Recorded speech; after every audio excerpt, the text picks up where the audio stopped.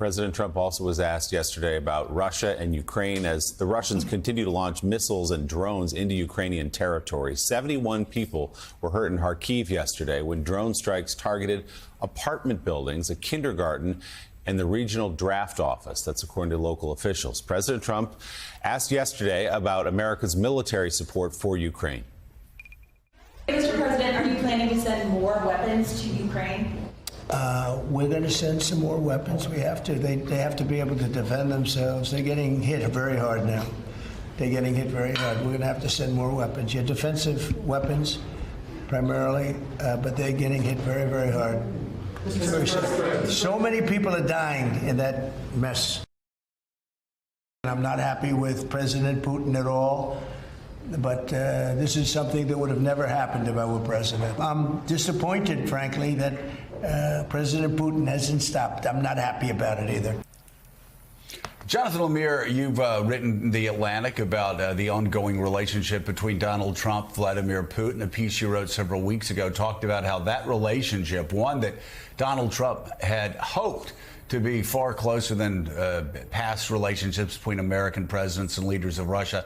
You talked about how it was fraying at the edges. We saw more of that yesterday. I guess, first of all, tell us what your reporting is on the president's support for new weaponry for Ukraine, but also where you sense this relationship is going and how frayed that relationship is. And well, how long is the fuse? How long will Donald Trump continue to allow Vladimir Putin to basically mock him publicly before really pushing back hard?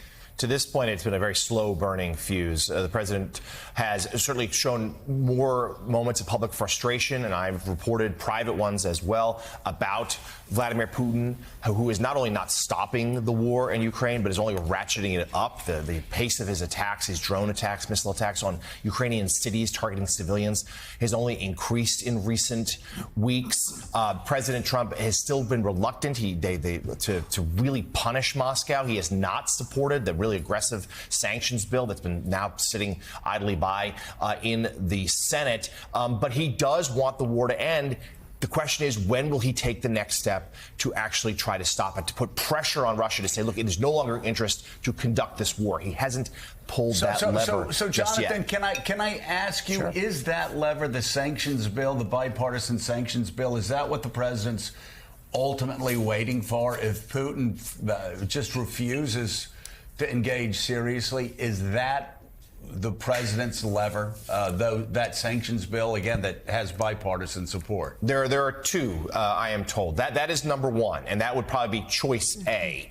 He has not been willing to commit to it, though. The second would be to actually not just sustain, but increase the amount of American help to Ukraine in terms of weapons and the like. And we saw yesterday sort of a dizzying about face there from this administration. A couple of days ago, we had DOD pause weapons shipments to Ukraine from Defense Secretary Hegseth, a call from him, Richard.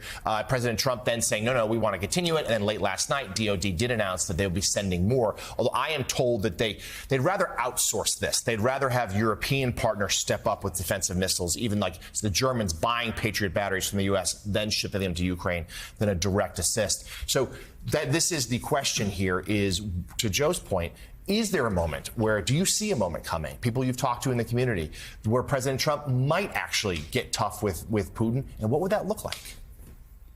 We've been waiting for it for, his entire first term. We're now been waiting for it for these months. Yesterday was a rare piece, a sliver of good news. Look, the devil will be in the details. What kind of arms, how much of arms, for how long. I find it hard. It's not just this pro-Russian position, which remains inexplicable, but the animosity towards Zelensky and Ukraine has not dissipated. Let's be honest. What's so odd about this, Jonathan, is President Trump had a big idea that I think was right, that there was an opportunity for peace.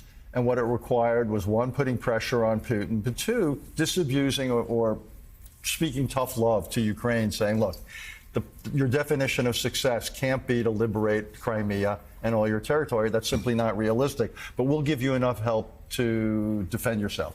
And the administration hasn't been willing to do that. If they're finally willing to help Ukraine seriously and put pressure on Russia through sanctions and arming Ukraine, then actually I think President Trump could get closer to this goal he wants, which is peace in Europe. I don't think it's fanciful to get there, but right now there's a total inconsistency between his policy and his goals, and he's got to narrow or eliminate that inconsistency. And if he does that, his diplomats will have a chance.